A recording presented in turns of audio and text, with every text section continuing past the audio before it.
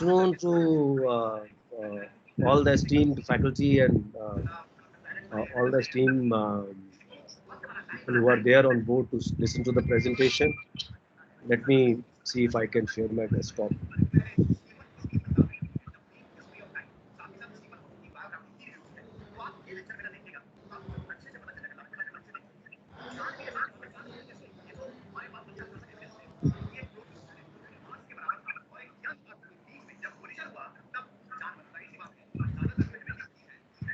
I think there is a small issue.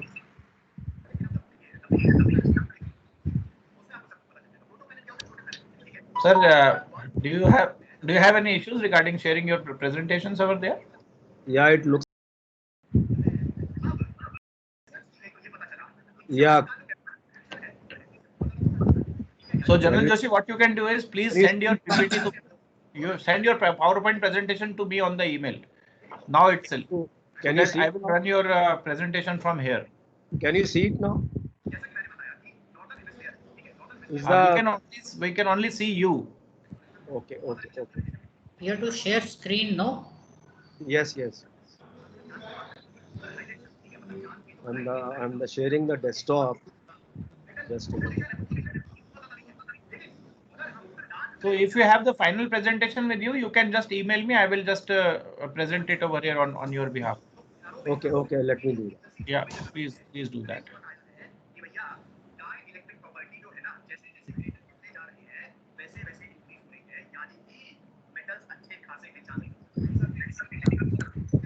I think all other members can unmute themselves, mute themselves, because I can see some background noise coming from somewhere. I'm doing the needful, sir. I'm doing the needful. Don't worry, sir. Mute all actually.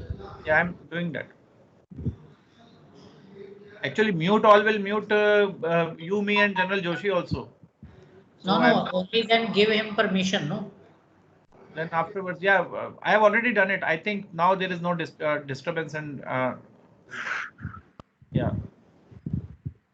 So General Joshi, have you sent me the email? Yes. I've just dispatched it. I have not yet received it. It should be. Yeah, let me see. Meanwhile, try once again. Yeah, I have received your email now. I think. Just, yeah, I have received your email. I'm just saving it and will open it and will share it on your behalf. Just see whether now the presentation is available. Yes, it is visible. It is visible. Huh? All right. Yeah. I think. Oh wow, great. That's great. Yes. I think hit and trial always. Okay, gentlemen. This is a topic which I have chosen. Now there is a motivation to this as we are going through very difficult times today, and the very fact that most of us are wearing a mask, that means that there is something happening around us. Sir, before you start the presentation which you will finally give, please mention the name of Professor GL Sharma as a co-guide in this. Yes, I warmly welcome Dr. Manvinder Singh Pawa and Dr. GL Sharma, though the name I've missed out in my presentation, but he's the co-guide, and because of the guidance of both of them, that we have been able to home on to this topic and finally done a lot of work on this. So there is a need which we feel that all the disaster relief agencies which are working today, the armed forces, which has got a bigger chunk, 12 lakh plus, and the corporates to align and synergize their strengths for preparedness, mitigation, and response to disasters. So that's the topic. That is a research proposal.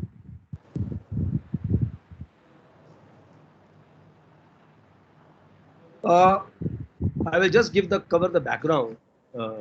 We all are aware that India has a unique geophysical and hydrometeorological conditions. There are disaster losses outweigh our developmental gains.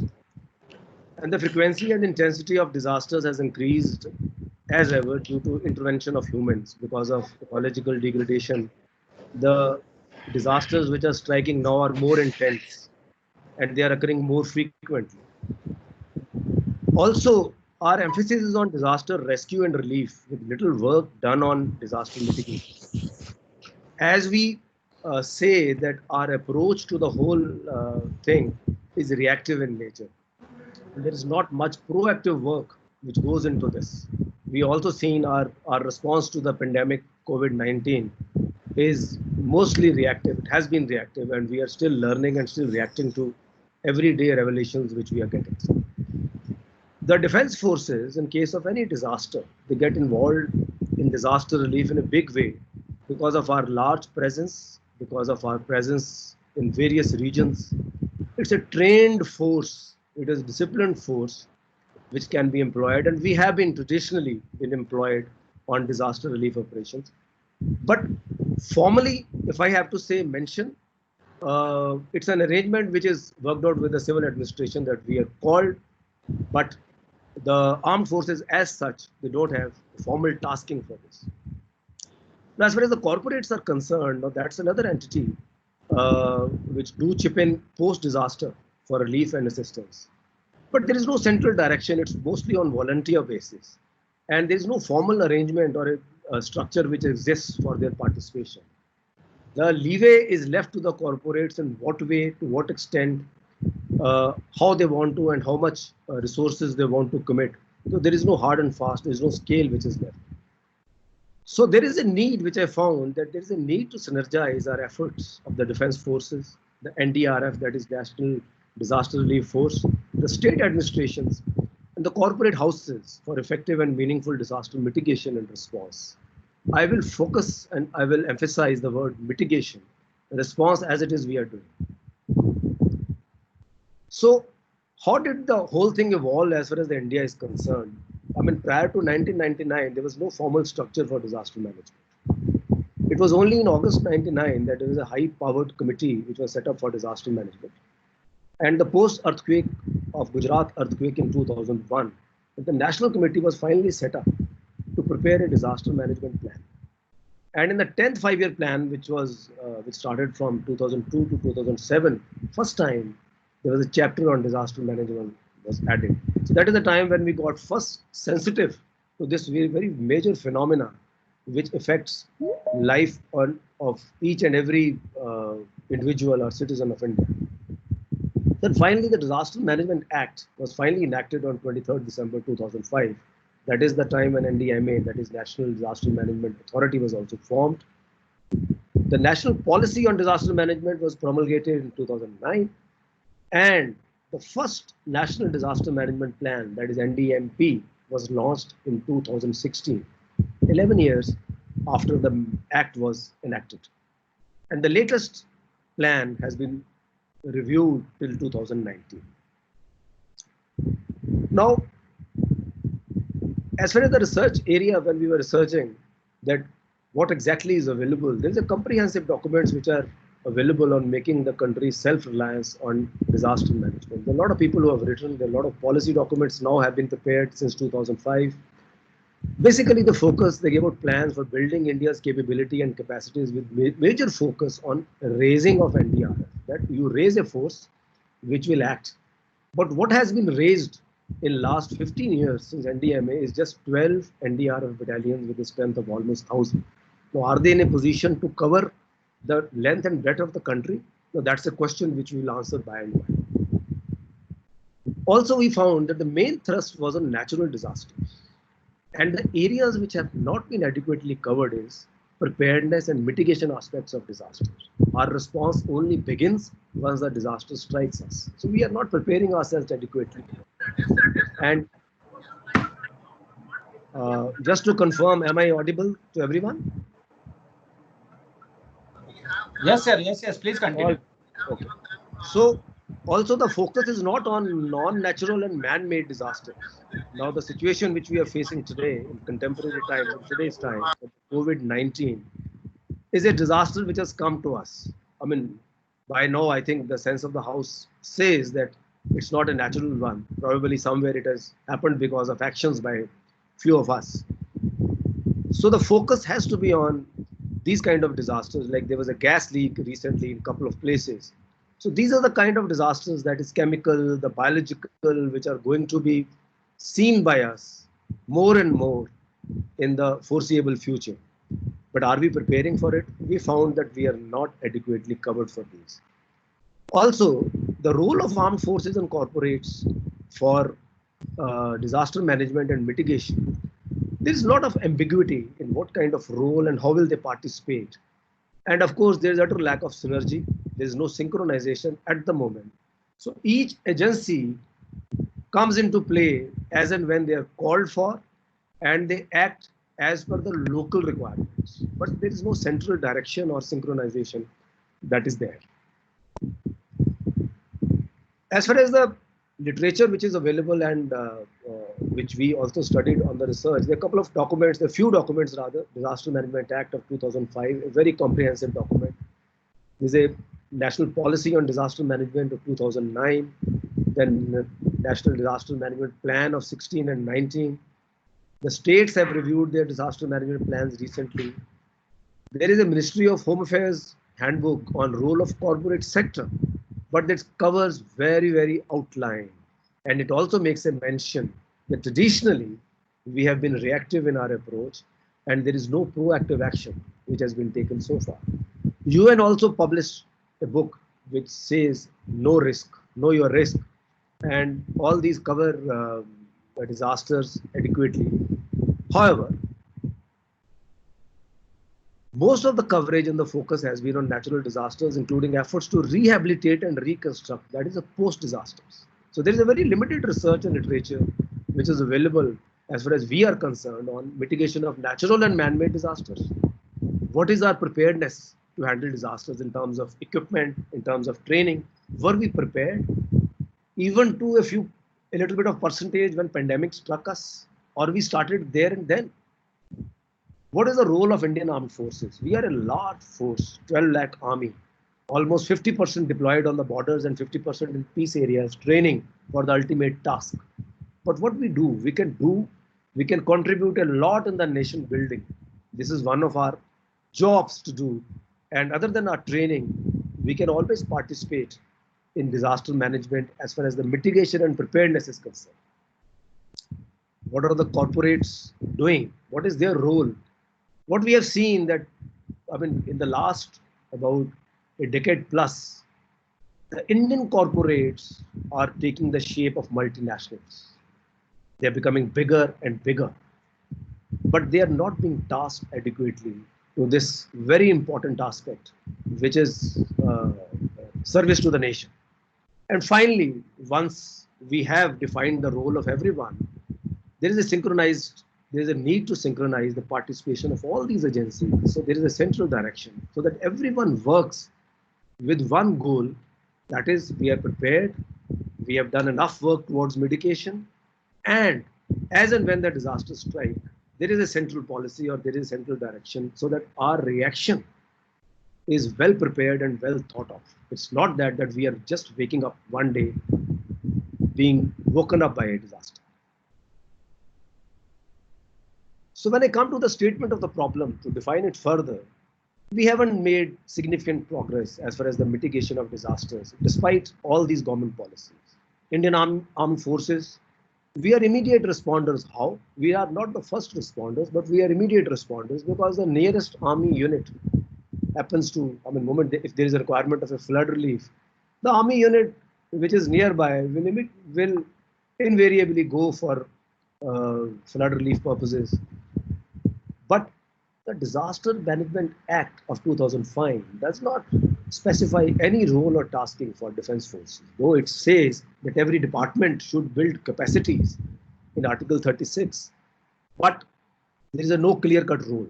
It is only that when the civil administration or the local administration finds things going out of their hands, they give a requisition for the nearest army unit or the army formation, and that is the time our people, they go. But they go with what? With our own operational equipment. Now, is that suited for actual disaster management? May not be, or maybe only just about 40-50%, because our equipment is meant for our own operational role, which is to safeguard the borders or the territorial integrity of our country and to safeguard against any external aggression. So that role is totally different.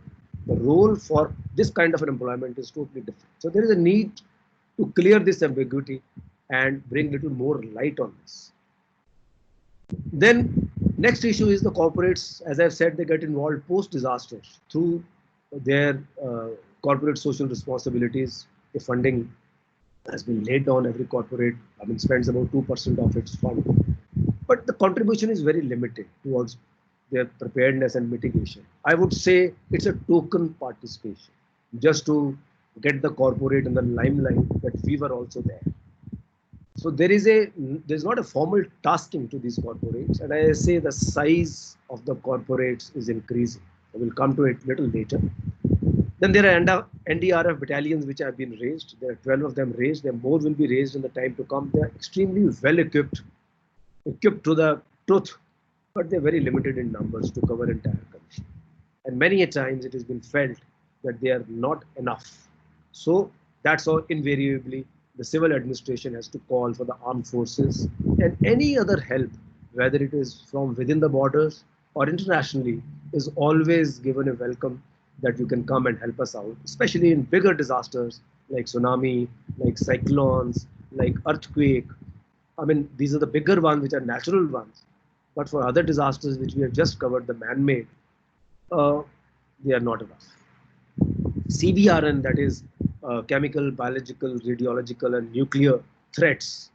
These are another one which the dangers are looming on our heads. This will also come, but our preparation is absolutely negligible. There are few of the NDRF battalions which have been equipped, which have been trained. There are capabilities existing with the army, but very little. So overall, there is a lack of synchronization among different agencies for preparation and our response to the disaster.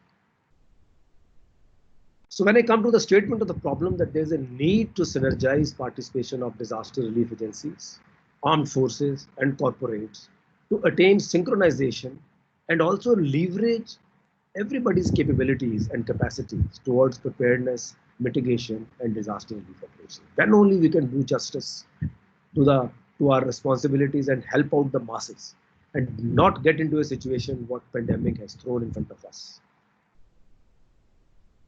So coming on to the objectives of the research, the 5 objectives which I said: analyze an existing framework for preparedness and mitigation of disasters world over to identify best practices. But we thought that there are large number of countries which are disaster proof, like Japan, North American countries. There are structures, there are frameworks which are already existing.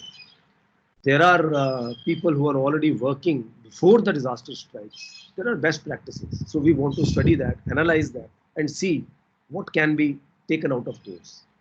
Then analyze current strategy to handle disaster mitigation and relief, and recommend measures including policy review to enhance our response mechanism. That is, with this post-2005, the last 15 years of evolvement of all these policy and all these measures, what has been promulgated, is it enough? Is this the best we can do? This is the only way to do business, or we can do it differently? So this analysis with a comment on policy could also be done. That is also one of the objectives. Then also how to make the people and communities prepare for disasters. It has been seen world over that without the participation of communities, no mitigation, meaningful mitigation effort actually happens on ground. So there is a need that everybody understands. The communities need to participate, and we, in the times when there is no disaster, we prepare for it. And then what role can corporates and armed forces play in preparation, mitigation, and disaster? That will be identified. And also measures which will synchronize all the efforts of the agencies and synergize them towards preparedness, mitigation, and disaster. So these are the 5 major objectives. When I come to objective 1, that is analyze existing framework for preparedness and mitigation of disasters world over. The hypothesis says that by following the best practices in disaster preparedness and mitigation undertaken world over, we can reduce the occurrence. And we can be better prepared in our response mechanism. There's a lot to learn from people who have done a lot of good work. Coming on to objective number 2, that is the current strategy to handle disaster mitigation and relief and recommend measures, including policy review to enhance response mechanism, enough? So we recommend that our hypothesis says that a policy review incorporating clear-cut rule and tasking of all agencies will help undertake a better and well-coordinated response towards disaster mitigation and relief. Communities, I have already covered how to make the people and communities prepare for disasters. And we are saying that by making people aware about need to prepare and undertake community disaster mitigation projects, the intensity of the disasters could be mitigated substantially, thereby reducing the loss to life and property. And when I come to corporates, just to give you a small example, recently we have seen Reliance getting into a huge deal and raising 1.67 lakh crores, which is close to $15 billion funding internationally. 6 lakh, almost $6 billion came from Facebook and balance from the funds like Silver House and other international funds. It's a huge money. These corporates are becoming bigger and bigger. And as I've said, the two-wheeler industry like TVS, like Bajaj Auto, like Hero, they are exporting their two-wheelers and they have taken the world markets. Look at Tata Motors. They have taken over Jaguar, and it is Jaguar which is putting them in green. Large number of other, look at Infosys, TCS, all these big houses, they are taking the shape of multinationals. Their signatures and their presence globally is being seen everywhere.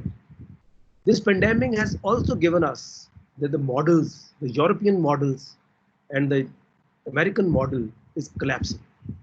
It is the Indian model which is being recognized more and more and more and more. So that means, isn't there a case that the corporates take on a higher and a bigger responsibility? And they chip in much more. And they could have, had we prepared ourselves very well, would we have landed ourselves up in many disasters, that is labor heading towards their villages? That was a mini disaster. Another disaster is shortage of beds in the hospitals.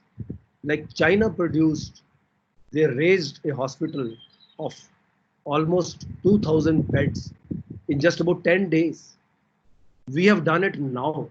About 100 beds hospital has been raised by DRDO. I think it was 2 days back. Had we been prepared ourselves with leverages taken from the armed forces, we armed force engineers has got a big force which can contribute in a far bigger way. But there has to be a formal format and structure. The budgeting done by the corporates. All these hospitals should have come up within 10-15 days, provided there was a framework and structure. So we are reacting to it. We have not prepared for it. So what I'm saying that the corporate sector, with their technological advancement and CSR activities, and the armed forces, by virtue of nationwide presence and trained soldiers, can contribute substantially towards preparation, mitigation, and conduct of disaster relief operations.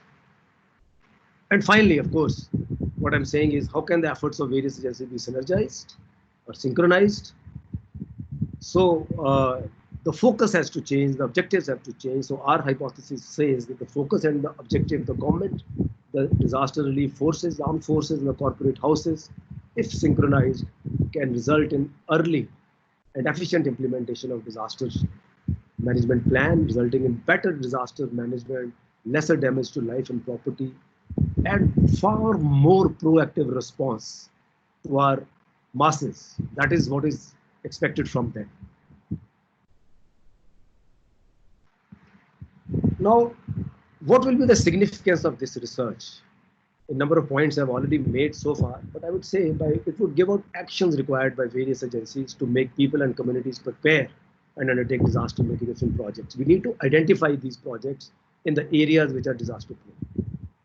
Then it would propose the modalities formalizing incorporation of the armed forces for the disaster relief operations, and also to equipping them especially for these kind of things, so that this equipment is made available to them by the state governments or by the civil agencies. So whenever they're called, they are married up with this equipment, they pick this equipment up and do meaningful disaster relief. The study would also provide guidelines to the corporates to utilize their CSR funds for mitigation of disasters under a central umbrella. And finally, the study would give an overall framework and a structure for synchronization of efforts of all stakeholders and responders for disaster management in India. These suitable recommendations on the above issues are aimed at achieving a well-coordinated response by bringing about a policy review and policy change so that we are better prepared towards mitigation and our response to disasters is effective. Now coming on to the technical part, the methodology of the research. The research, of course, would be descriptive research. It will involve both qualitative as well as quantitative approaches. For objective 1, we are studying the policies and measures by various countries world over. It's expository research. We'll see what all work has been done. For objective 2 and 3, that is the study of current strategy of the government, our preparatory actions and mitigation measures, including policy review. This will be exploratory in research.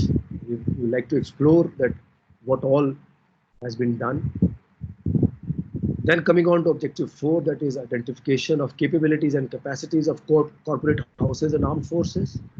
This will be done through a mix of expository and survey-based research, mostly interviews and how the corporates feel about it. And the armed forces have a take on this. Finally, objective 5, that is synchronization of various agencies to handle disasters. This will be exploratory. The interviews of prominent personalities of armed forces, disaster relief agencies, as well as corporate houses will be taken and survey will be done. The methodology, that is the sample size and techniques, the questionnaires will also be prepared, will be objective as well as subjective in nature. There will be a separate questionnaire for armed forces and corporate. As I've said, the interviews of senior hierarchy of both organizations. Now, though I have worked out a year-wise plan, but by and by it will happen. So this is how I plan to cover various objectives as far as the time frame is concerned. And finally, in between also we will publish papers. I intend publishing, since for every objective there will be a paper which will be published. And finally, I see conclusion of this study and the research work in about 2 years' time from now. Various references which have been made, though I have made a few references which are here. The list is very, very comprehensive. There are large number of references which are available, and there's much more to this which we have done the study and which we intend making studies. A large number of internet papers which people have written. So it is going to be very, very comprehensive. Thank you. I have finished my part, the presentation part. I'm open to questions and queries in case anyone who's got. So thank you, General Joshi, for the presentation. And I request all the SDC members to give their inputs. So please raise your hand so that it can be taken in a structured way. Even those who are scholars who are attending this particular presentation are also requested to ask any questions if they want, or anything, any inputs they want to give to make this study a comprehensive one will be of great help.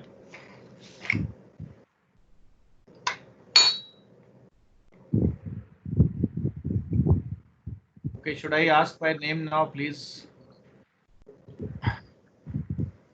Any input from Mohanty sir?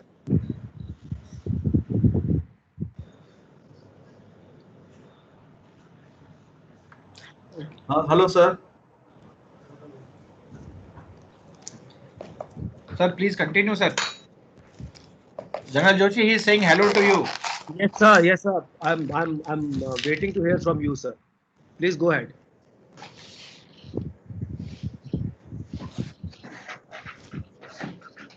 Mohanty sir, please continue, sir. I think Dr. Manvendra, it seems that there are not very many questions. Well, we can only congratulate General Joshi for touching a very important and critical topic from the national interest point of view. And I believe when you would work for next 2 years, I'm sure there will be something that can come out and that can always be suggested to the government so that they at least put things in place. As of now, yeah, things are existing, but then these have not been integrated properly. I'm sure that this study would contribute quite a bit towards that end. And in the days to come, once you reach one level, then it can always be taken to next level. They say that PhD is not the end of it. You will achieve one milestone, and then we will go for the next milestone. Sir, So this I is believe, you always say. There is yeah, no to anything. There is always a beginning. yeah, So very positive with your statements also, sir. yeah. This is really good. So I think good. It was a good presentation, and I'm sure that we will have a very good outcome at the end of it also. If there is no other question, then Dr. Manvendra, we can wrap it up and this proposal can be finalized. So, Yeah, surely. So let yeah, me just have a look of that. yes, Jha Saab has raised his hand. So, yeah, Mr. Jha, please continue. And you have met General Joshi in one of the workshop, I suppose, if you remember. Yeah. Very good morning to General Joshi, sir. And Appreciate you, it's Jafar. extremely heartening to see you online after many gaps, sir. And I just wanted to linkage between the corporate CSR and this disaster management, sir. On those points, like this will be corporate CSR will be helpful as regard to financing those disaster management intervention, I suppose. So, Absolutely. sir, if you go to the public sector undertaking, wherein they are having some, as per Company Act, to contribute towards CSR, in those, if those policy can be amended because they are into the policy framework wherein they finance the CSR activities. So, if you put in those points while interacting with the corporate giants in that regard to frame your policy, that it caters for the financial suit of the disaster management per se, because their policy should include those things, then this will be certainly a major breakthrough in this area, because none of the corporates are looking at into, they are looking at the toilets or everything, but not at the disaster which we are going through now. So those points, if it is taken during the interaction with the giant of the corporates, it will be very nice. Absolutely, sir. I will certainly incorporate. It's a very good input, sir. And we will study all those. And certainly, I agree with you. It requires a policy change. It should include in the policy of the CSR policy of the public sector corporate. Yeah. Yes. So very relevant input, because I understand that you are one of the person in India infrastructure financing, and there is a huge loss of infrastructure when there are disasters. So from that point of view, also your things are most Absolutely. welcome, Absolutely. Jha Saab. Yeah, here Absolutely. Dr. Iti Patni has raised her hand, and Dr. Tanushree Sharma also wants to give some inputs. So first I will, Dr. Tanushree, can you please elaborate, please? Sir, I just want to ask that, as sir has mentioned, that how companies can like go hand in hand with the government for disaster management. So Yeah, in this pandemic, you have seen that corporates has also contributed a lot. So what other things you can think that companies can contribute if there is any disaster? All right. I will just to give this example only. Like as I said that the leverage and the capacity of the armed forces is huge, and our peacetime responsibility towards nation building is also it's a high responsibility. So the workforce is available, advice is available. The army engineers, they are very versatile. They are able to. What is lacking is a formal structure and funding. Nobody funds army to do this. So that is where the corporates come in. They can come in with technology. They can come in with budgetary support.